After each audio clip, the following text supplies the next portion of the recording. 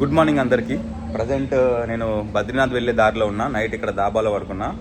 అబ్బా దోమలు అయితే మామూలుగా లేవు. టెంట్ వేసిన వాటి సెట్ అయింది. టెంట్ లేకపోతే నన్ను రాత్రి గాల్లోనే లేపేయవచ్చు. ఇవన్నీ అంత దోమలు ఉన్నాయి ఇక్కడ. నైట్ ఇక్కడనే టెంట్ వేసుకున్నా. వాళ్ళు ఈ బల్ల పైన పడుకోమన్నారు, కానీ ఇక్కడ ఫ్యాన్ లేవు ఇటు సైడు. ఈ మనం వీటి మీద పడుకోవాలంటే దోమలు అయితే సంపిడిచి పెట్టేటి. నేను టెంట్ వేసుకొని పడుకున్నా, ఆరామ్సే పడుకున్నా. వెదర్ అనేది చేంజ్ అయింది కొంచెం. మనం పైకి వెళ్తున్నాం కదా, ఉత్తరాఖండ్లో కింద ఒక వైపు కింద కొంచెం వేడి ఉంది. మనం ఉత్తరాఖండ్కి దగ్గరైన కొద్దీ ఇటు సైడ్ చూసుకుంటే చల్లగా ఉంది వాతావరణం. ఇప్పుడు ఇంకా లగేజ్ అయితే ప్యాక్ చేసుకున్నా. ఇంకా స్టార్ట్ అయిపోదాం. పొద్దున్నే ఇప్పుడు 6 అవుతుంది. చలో ఇంకా వెళ్దాం.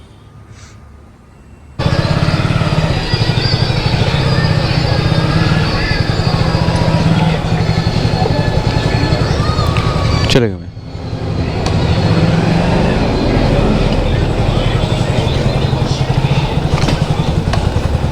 బాయ్. పొద్దున వాతావరణం అయితే మంచిగా చల్లగా ఉన్నది.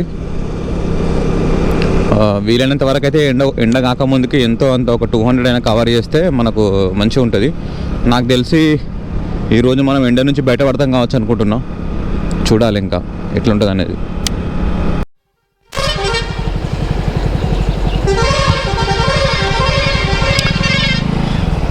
ఈ టోల్ గేట్ల దగ్గర కొంచెం పెద్దగా పెడితే ఏమవుతుంది, ఈ దారులన్నీ ముసలోళ్ళకి ఇబ్బంది. అటు ఇటు కుదురుతూ ఉంటారు ముసలోళ్ళు. ఏదో కాంపిటీషన్కి పెట్టినట్టు పెట్టిర్రు. మనం లైసెన్స్ వెరిఫికేషన్ అయినప్పుడు ఇంత స్ట్రిక్ట్ ఉండదు. అయ్యో ఇళ్ళ నుంచి వెళ్తామా, వెళ్ళేటప్పుడు ఈయన్నే వీడు బండి పెడతాయి. ఇది ఎదవా ఇళ్ళకి వెళ్ళి ఎట్లా వెళ్తారు?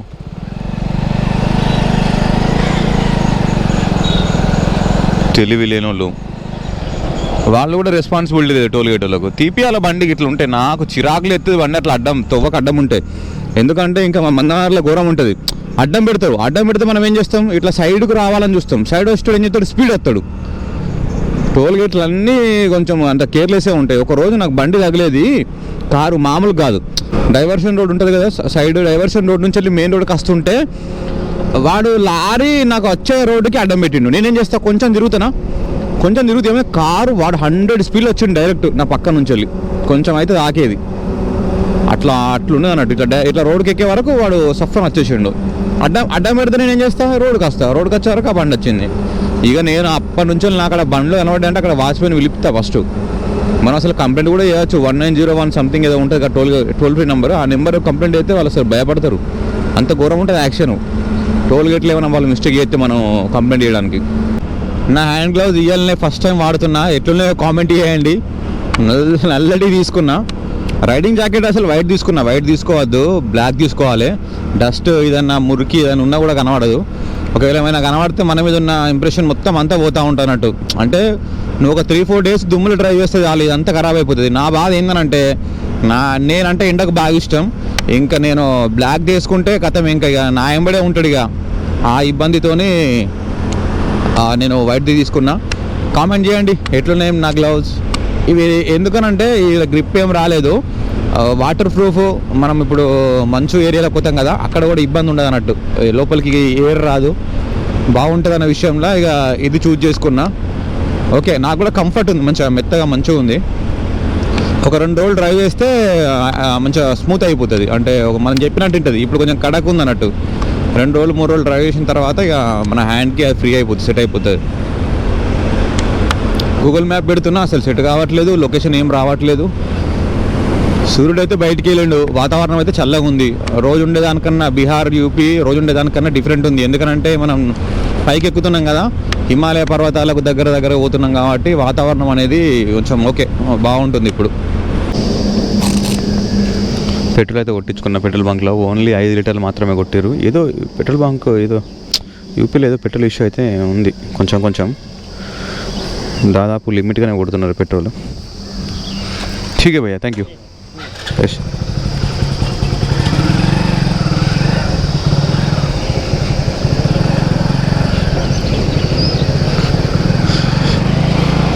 నార్మల్ పెట్రోల్ లేదు, ఫస్ట్ పవర్ పెట్రోల్ ఉన్నది అన్నాడు. ఇక నాకు వద్దని చెప్పేసి నేను ముందుకు వచ్చినాక చూడన్నా ఏమన్నా వెళ్తుందో అని వస్తేనే అన్న, నాకు తెలుసు అది ఉన్నదా, నాకు సిచ్యువేషన్ తెలుసు, ఇట్లనే ఎత్తున్నావు అని. సరే ఒక 5 లీటర్లు కొడతారా అని చెప్పేసి మళ్ళీ 5 లీటర్లు కొట్టాను. నార్మల్ వచ్చేసి నార్మల్కి పవర్కి 10 రూపాయలు తేడా. అసలు అవసరమే లేదు, నా బండి అసలు పవర్ పెట్రోల్ వాడాల్సిన అవసరమే లేదు. మనం అనుకుంటాం పవర్ పెట్రోల్ వల్ల మైలేజ్ బాగా వస్తుంది అట్లా ఇట్లా ఏమో ఇంజన్ ఇట్లా ఉంటే మంచిగా ఉంటుంది కావచ్చు, కానీ పైకి వెళ్ళిన కొద్దీ నాకు అసలు పవర్ పెట్రోల్ అవసరమే లేదు. ఎందుకంటే ఇప్పుడు మనకు పైకి వెళ్ళిన కొద్దీ ఆక్సిజన్ అనేది తక్కువ అవుతుంది. పవర్ పెట్రోల్ ఎక్కువ ప్యూర్ ఉన్న పెట్రోల్ బర్న్ కావాలంటే ఎక్కువ ఎయిర్ కావాలి, అక్కడ ఏరే దొరకదు. ఇక అది ఎట్లా బర్న్ అయితే బర్న్ కాదు. ఈ నార్మల్ పెట్రోల్ వాడడమే అక్కడ సేఫ్ పైకి అయిన కొద్ది. ఇంకా నేను ఫస్ట్ ఆలోచించిన పవర్ పెట్రోల్ వాడితే పికప్ మంచిగా ఉంటుంది కావచ్చు అనుకుంటే లేదు, అసలు పెట్రోల్ బర్న్ కావాలంటే గాలి కావాలి, ఇంకా ఎక్కువ ప్యూరిటీ ఉన్న పెట్రోల్ బర్న్ కావాలంటే ఎక్కువ గాలి కావాలి. అసలు power petrol sports bike, adventure bikes అట్లాంటి బైక్స్కు మంచిగా ఉంటుంది. నా బైక్ అవసరం లేదు పవర్ పెట్రోల్, నార్మల్ చాలు. ఒకటి ఏందనంటే ఇట్లా యాత్ర అంటే బయట నుంచి వచ్చిండు యాత్ర చేస్తున్నాడు అనే ఒక మంచి చూపు అవుతున్నది, మంచిగా ట్రీట్ చేస్తున్నారు అందరూ. ఇక ఏందనంటే 50-100 కొట్టే కాడ మనకు ఫుల్ ట్యాంక్ చేసి ఇస్తున్నారు. ఈరోజు కూడా దాదాపు 500 అంటే ఫుల్ ట్యాంక్ పట్టింది, మహా అంటే ఇంకొక 50 రూపాయలు పట్టేది కావచ్చు. ఇక ఆయన లిమిట్తో కొట్టినట్టు 5 లీటర్లు కొట్టిండు. వెహికల్స్ అన్నీ వన్ సైడ్ వస్తున్నాయి. ఏమైంది బాస్ చెప్పండి. కవ్వా గోరఖ్పూర్ కొంచెం దాటిన తర్వాత స్టే చేసుకున్నాం కదా, అక్కడ నుంచి వెళ్ళి స్టార్ట్ అయిపోయినాం. సీతాపూర్ నుంచి వెళ్ళి గిరిధర్పూర్, ఇట్లా ఈ వైపు నుంచి వెళ్ళి గోదర్పూర్ రోడ్ మ్యాప్ చూసుకుంటే, ఇంకా గరిజియా, ఇవన్నీ కొత్త కొత్త పేర్లే, మన వినని పేర్లే ఇవన్నీ. సార్కోట్, పీపల్కోటి, ఇట్లా బద్రీనాథ్ వైపు అయితే వెళ్తున్నాము. ఇక్కడ నుంచి 630 కిలోమీటర్లు ఉంది. నాకు తెలిసి ఎన్ని రోజులు పడుతుందో ఇంకా చూడాలి, ఎందుకంటే ఘాట్ సెక్షన్ కదా. ఘాట్ సెక్షన్ అయినా కూడా డైలీ ఒక 200 మా సింపుల్గా నేను పోతా, ప్రాబ్లం ఏం లేదు. అయితే ఏంటంటే నేను స్లాట్స్ బుక్ చేసుకున్నా, ఖాళీ లేవు. 7th రోజేమో బుక్ చేసిన నేను. 7th రోజు బద్రీనాథ్, 9th రోజు కేదార్నాథ్, 11th రోజు గంగోత్రి, 13th రోజు యమునోత్రి, ఇట్లా బుక్ చేసిన. మరి ముందు అలో చేస్తారా లేదా అనేది నాకు ఐడియా లేదు. ఎందుకనంటే అక్కడికి పోయిన తర్వాత ఆపితే ఏమైనా ఇబ్బంది అవుతుంది, లేదు అలో చేస్తే బాగుంటుంది. మనకు స్లాట్స్ ఖాళీ లేవు, మరి ఆఫ్లైన్ ఏమైనా ఉంటుందా అనేది తెలియదు. అక్కడికి పోయినాక పుష్కరణ మళ్ళీ ఇంకా 10 రోజుల తర్వాత మళ్ళీ ఉంటే ఇబ్బంది కదా, అందుకే ముందే బుక్ చేసినా. ఒకవేళ మళ్ళీ అక్కడ ఆఫ్లైన్లో బుక్ చేయొచ్చు అంటే అక్కడ ఆఫ్లైన్లో కూడా చేసుకొని ముందే పోయే ప్రయత్నం చేస్తాం. ఢిల్లీ 480 కిలోమీటర్లు ఉంది, కానీ మనం ఢిల్లీ పోము, వేరే సైడ్ కట్ అయిపోతాము. బరేలీ అట్లా 160 ఉంది, మనం బరేలీ నుంచి పోతాం. ఢిల్లీ అనేది మళ్ళీ లాంగ్ అయిపోతుంది, మనకు అది టచ్ చేయాల్సిన అవసరం లేదు. మనకి ట్రిప్లో నాకు తెలిసి ఢిల్లీ అనేది తగలదు. తాజ్మహల్ కానీ ఢిల్లీ కానీ ఇవన్నీ తగలేదు మనకు. మన రూటే సపరేట్ వేరే అంతగా. వాతావరణం మంచిగా ఉన్నది, ఎందుకనంటే వర్షం కొట్టినట్టున్నది నిన్న, ఇప్పుడైతే మంచిగా ఉన్నది. ఈ ఒక్కరోజు కొంచెం చల్లగా ఉంటే రేపటి నుంచి మనం చల్లనే ఉంటాం, కానీ అక్కడ వర్షం కొట్టద్దు. ఎక్కడ వర్షం కొట్టినా కూడా ఉత్తరాఖండ్లో వర్షాలు కొడితే అయ్యే ప్రాబ్లం ఏంటంటే కొండ ప్రాంతాల్లో ఉన్న సాయిల్ అనేది లూజ్ అయిపోయి బండలు పడుతూ ఉంటాయి, ల్యాండ్ స్లైడ్లు అవుతూ ఉంటాయి, అన్ఎక్స్పెక్టెడ్గా వరదలు ఇవన్నీ వస్తూ ఉంటాయి. మనం చాలాసార్లు చూసినాం వరదలు రావడం అట్లా ఇట్లా అని చెప్పేసి. కొంచెం జాగ్రత్త ఉండాల్సి వస్తుంది ఉత్తరాఖండ్లో. ఉత్తరాఖండ్ అని కాదు, కొండ ప్రాంతాలు ఎక్కడున్నాయో అక్కడ వర్షం కొట్టిందనంటే జాగ్రత్త ఉండాలి. అక్కడ ఎండ కొట్టాలి కొండ ప్రాంతాలలో. వర్షం కొట్టినప్పుడు ట్రిప్ అయితే బిస్కెటే, ఎప్పుడు ఏం పడిపోతే అర్థం కావు. हाय ब्रो, कहाँ जाएगा? चार धाम? कितना दिन हो गया? कितना दिन हो गया? कितना दिन हो गए भाई? 2 दिन हो गया। Okay okay. आप कहाँ से हो? हैदराबाद तेलंगाना। हाँ, आपका कितना दिन हुआ? 45 डेज हो गया, पूरा नॉर्थ ईस्ट हो गया भाई।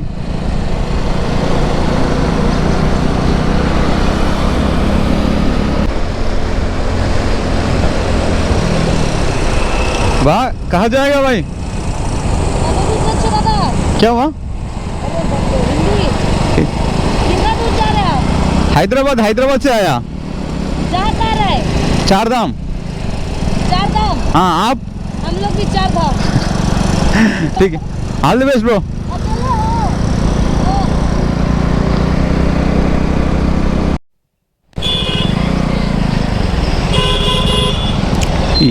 ఏడు లైన్లు ఉన్నాయి, బైకర్స్కి సపరేట్ లైన్ లేదు. ఏం టోల్ గేటో ఏమో. ఇందులో నుంచి పోవాలంటే ఏ నుంచి పోతారు?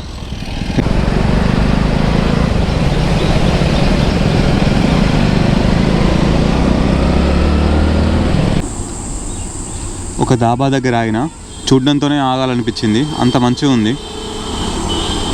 మొత్తం గుడిసెలా సెటప్ చేశారు, బాగుంది. వెళ్ళి ఇంకా ఏదో ఒక టిఫిన్ చేసేసి ఒక 1 అవర్ రెస్ట్ చేయాలి. దాదాపు పొద్దు నుంచి ఇప్పటివరకు అయితే 130 కిలోమీటర్స్ కొట్టిన. మధ్యలో ఒక 10-15 మినిట్స్ గ్యాప్ ఇచ్చిన. ఇంకా వెళ్ళేసి తినేసి ఒక 1 అవర్ గ్యాప్ ఇద్దాం బండికి.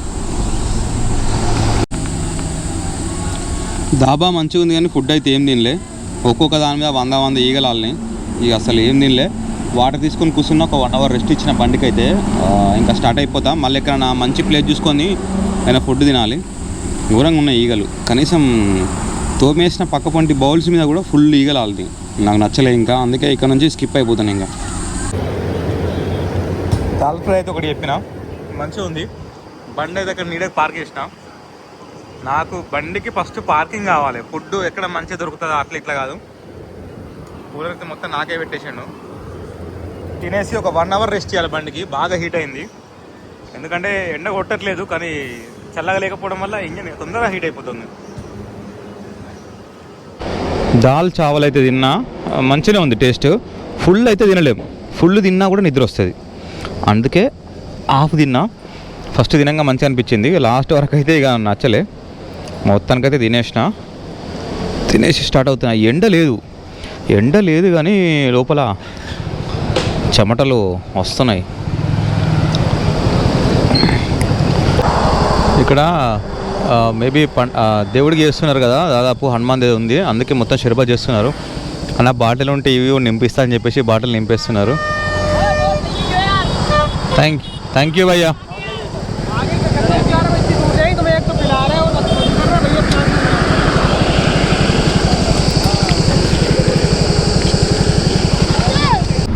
వాతావరణం మొత్తం మారిపోయింది. ఇక రెడీ ఉండు, మొత్తం రెయిన్ కోట్ తీసుకొని అన్నట్టు ఉంది. ఇంకా చూడాలి. నా ఉత్తరాఖండ్లో అయితే వర్షాలు పడుతున్నాయి, ఇక్కడ ఎట్లుందో. ఇంకా ఇప్పుడు అన్నీ చదరాలంటే తలకాయ నొప్పి. ఈ రైడింగ్ జాకెట్ తీసి లోపల పెట్టాలి, రెయిన్ కోట్ తీసి బయట పెట్టుకోవాలి, మళ్ళీ బ్యాగ్ అంతా ప్యాక్ చేయాలి. కానీ వర్షం సిచ్యువేషన్ కనబడ్డాని అంటే కానీ ఆగాలి.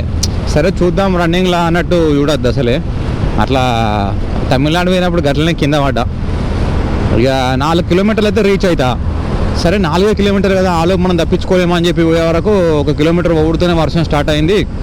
ఇక ఫ్లైఓవర్ మీదకి ఎక్కినా, కిందికి వద్దామని చెప్పి బండి టర్న్ చేసుకొని వస్తుంటే నేనే ఒక చేత ఫోను గోప్రో ఇప్పుకుంటే సింగిల్ హ్యాండ్తో డ్రైవ్ చేసుకుంటూ వస్తే రోడ్ ఎడ్జ్కి పోయింది, కింద పడ్డా. కానీ ఏం కాలే. ఈ నీ గార్డ్స్ ఉన్నాయి, అవి సొట్టు అయినాయి, స్టీలీ కదా. ఈ రైడింగ్ జాకెట్ కూడా కొంచెం గీసుకపోయినట్టు అయింది రైడింగ్ జాకెట్కి.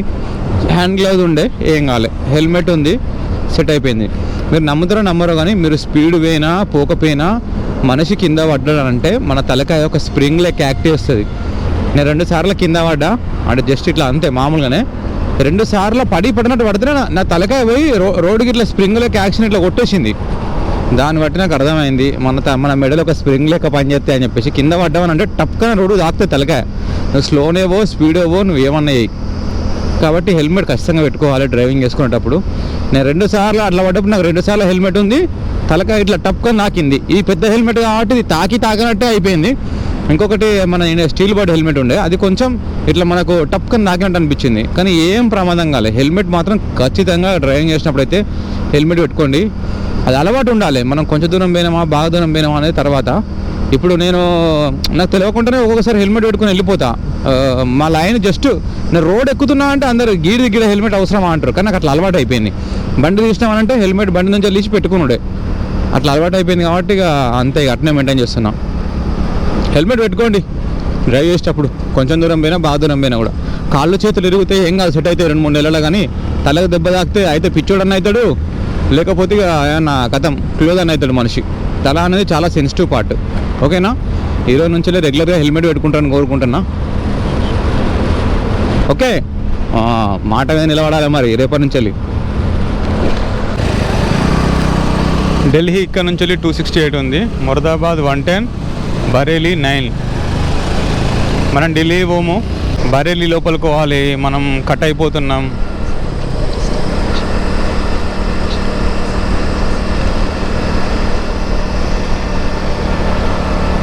ఎంట్రెన్స్ మాత్రం నెక్స్ట్ లెవెల్లో కట్టిరు. మరి అన్న టెంపుల్ ఉందా ఏముంది, అలకనంద ద్వార్ అని చెప్పేసి మంచిగా ఉంది. అలకనంద ద్వార్. బైక్కి దాదాపు 2 hours రెస్ట్ ఇచ్చిన, అంటే బైక్ మీద వెళ్తే చల్లగానే ఉంది. ఇక అక్కడ చెట్టు కింద కూర్చుంటే వేడి వేడి హడలు వస్తూ ఉన్నాయి. ఈ ఒక 2 రోజులు బండిని ఇబ్బంది పెట్టకుండా మంచిగా చూసుకుంటే మనకి మొత్తం ట్రిప్ అంతా మంచిగా ఉంటుంది. ఎందుకంటే ఇప్పుడు బాగా హీట్ ఉంది. హీట్ ఉన్నప్పుడు ఎక్కువ కొడితే బండికి ఏమైనా ఇబ్బంది అయింది అనుకోండి, మనకు ముందు బాగా ప్రాబ్లం అవుతుంది. అందుకే చూసుకుని జాగ్రత్తగా వెళ్తాను. 50 కిలోమీటర్లే పోతున్నా ఎండ ఉన్నప్పుడు. మనం ఉత్తరాఖండ్ వెళ్ళినామనంటే చల్లగా ఉంటే అప్పుడు ఏం కాదు ఇంకా. కానీ ఇట్లాంటి ఎండ ఉన్నప్పుడు ఈ 2-3 రోజులకు మనం ఆగకుండా ఈ బండిని ఇబ్బంది పెడితే మాత్రం ఇక మొత్తం మనల్ని ఇబ్బంది పెడుతుంది. నాకు తెలిసి ఇదే అనుకుంటే ఎండ తగలేదు. మళ్ళీ మనం ఆ లడాక్ సర్క్యూట్ దిగే వరకు వర్షాలు స్టార్ట్ అవుతాయి.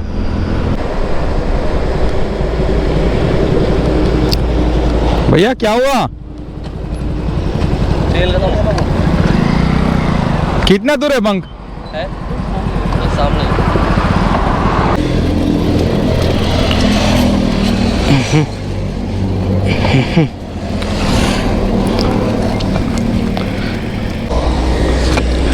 ఎండకు సుక్కలు కనబడుతున్నాయి.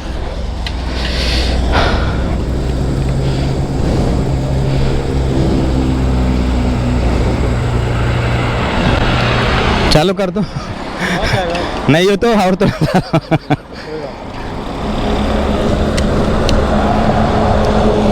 स्टार्ट कर दो भाई. బాటిల్ దొరకడానికి సుక్కలు కనబడ్డాయి మనకు.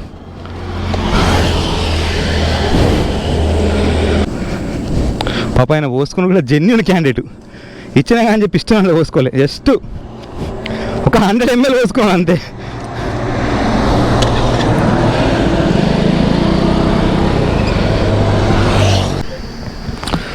మంచి హైవే అయితే స్టార్ట్ అయింది. బైక్ అయితే ఒక 1.5 hour రెస్ట్ ఇచ్చిన, ఛార్జింగ్ పెట్టుకున్న, ఒక వీడియో అప్లోడ్ చేసిన. బండి అయితే బాగా హీట్ అయింది. మంచిగా రెస్ట్ ఇచ్చిన బండికి. ఈ ఒక్కరోజు కొంచెం దాన్ని ఇబ్బంది పెట్టకపోతే మనల్ని మంచిగా చూసుకుంటుంది అది. ఇక ఇలా దాన్ని ఇబ్బంది పెడితే ఈ ట్రిప్ అంతా ఇబ్బంది పెడుతుంది మనల్ని. అందుకే కాసేపు ఎక్కువ రెస్ట్ ఇచ్చిన. ఇప్పుడు ఇంకా ఫోన్ అవన్నీ ఛార్జింగ్ పెట్టేసుకున్నాయి. ఇలా ఎండకు ఫోన్లు కూడా ఇబ్బంది పెడుతున్నాయి అన్న. చలో ఇంకా వెళ్ళిపోదాం. రెడీయా? ఈరోజు నుంచి మనం ఉత్తరాఖండ్లో ఎంటర్ అవుతున్నాం. 45 kilometers. ఉత్తరాఖండ్, జమ్మూ, లదాఖ్, సిమ్లా ఇవన్నీ నీ బాధ్యత తల్లి బంగారం. కొంచెం చూసుకోమ్మా, నా పరువు తీయకు. ఫైనల్గా అయితే ఈరోజు మనం ఉత్తరాఖండ్లోకి ఎంటర్ అయిపోయినాం. ఇది ఉత్తరాఖండ్. ఎట్లాంటి బోర్డ్స్, వెల్కమ్ బోర్డ్స్ అట్లా ఏం లేవు. డైరెక్ట్ ఒక ఆఫీస్ బోర్డు మీద చూసి తెలుసుకోవాల్సి వచ్చింది ఉత్తరాఖండ్ అని చెప్పేసి. దేవభూమికి అయితే వచ్చేసినాం. ఎన్ని రోజులు ఉంటామో దేవభూమిలో, ఉత్తరాఖండ్లో చూడాలి. ఇంకా దర్శనం తొందర అయిపోతే తొందర, లేకపోతే లేటు. మనకైతే యాక్చువల్గా 7th, 9th, 11th, 13th ఇట్లున్న దర్శనం. ఒకవేళ ముందు అలో చేస్తే ముందు అయిపోతుంది. లేదు టైంకే రావాలంటే మాత్రం 2-3 రోజులు ఎక్కడైనా ఆగాల్సి వస్తుంది. నేను ఏమైతే చూడాలి. ఇంకా టైం ప్రజెంట్ వచ్చేసి 7:20 అవుతుంది. ఇంకా వెలుగే ఉంది. అటు నార్త్ ఈస్ట్లో అయితే 5-6 కావడంతోనే క్లోజ్. ఇక్కడైతే ఓకే. ఇప్పుడు ఉత్తరాఖండ్లోకి అయితే ఫైనల్గా ఎంటర్ అయిపోయాం. చలో ఇంకా ఉత్తరాఖండ్లో మనం ఫస్ట్ ఎంటర్ అయిన విలేజ్ పేరు రుద్రపూర్. ఇక్కడ నుంచి అయితే వెళ్తున్నాం మనం. రుద్రపూర్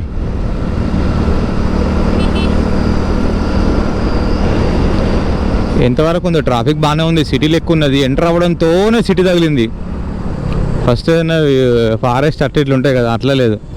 డైరెక్ట్ ఎంట్రీలనే సిటీ. ఉత్తరాఖండ్లో ఎంటర్ అయిపోయినా. ఉత్తరాఖండ్లో మనోజ్ ఫ్యామిలీ దాబా అని చెప్పేసి ఇక్కడైతే వెజ్ బిర్యానీ ట్రై చేస్తున్నా. చూడడానికి అయితే మంచిగా ఉంది. టేస్ట్ చేద్దాం ఎట్లుందనేది.